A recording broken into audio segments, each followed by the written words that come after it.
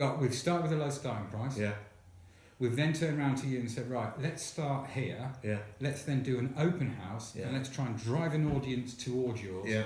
Let's actually turn your property into a digital asset, get it out there into the media, create a storm. Yeah. 30 people turn up. Yeah. And then you watch this theatre evolve. At the start of that meeting at the table, you turned around and said, do you know what? I'm a bit unsure about doing an open house, and I'm a little bit unsure about your starting price point. Yeah.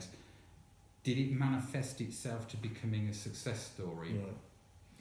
I wasn't sure, but I wasn't unsure about who I was dealing with and in that journey with. So your advice on that and the route you took us, although we were very concerned about it, because that's new, that's all new to us. We haven't moved for 15 years. It was all done completely different. We were very concerned. We thought offers over was, okay, right, how are we going to get to our target price from offers over? And well, of course you did.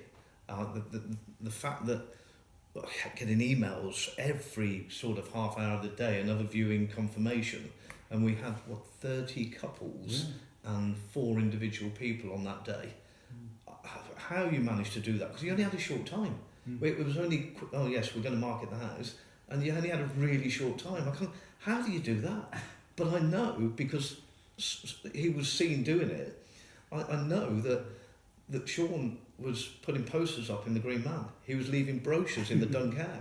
And we did rugby school, we did building you did that at all the school. It was like, whoa, this is not just like you put an advert in a newspaper and wait for it to sell. Every person in the village to say there might be traffic disruption. It was like, for someone in lots of anonymity, which we do behind these gates down here, it was kind of, whoa, do we really want to flag it up that much? But of course, if you want to sell your property at the most money, that's what you've got to do. And you've got to. But would we do it again?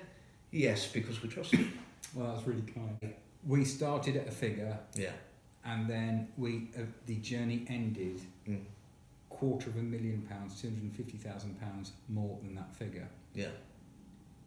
In your view, if you'd started at your aspirational price, do you think you'd have hit that figure, or do you think it would have been a shortfall if you'd gone conventionally? I think your house is worth it. Yes, I know you do. I believe that we would have had 1 or 2 viewings over a period of maybe 4, 5, 6 weeks. Yeah. We might have had to relist it at a lower price because nothing had come from it. And once we relisted it at a lower price, I would have imagined that someone would have then tried to make an offer from that. And so, did we get it the right way? Yes, we absolutely did. But you were in control of that. How you did it, I still sort of witchcraft. Well, I don't believe that. I don't believe that. But you did a great job for sure. Yeah.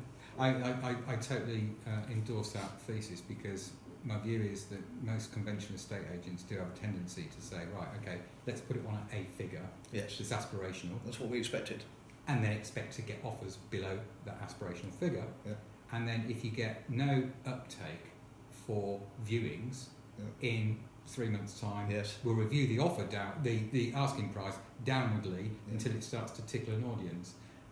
It takes a very brave client, I'll add, to start low and then work and reverse engineer what everybody is hardwired to normally do in this industry. So, I think you. Right, well, thank you. But I think that's part of being in a sort of a partnership with the agent that you're employing to sell that house at the most money.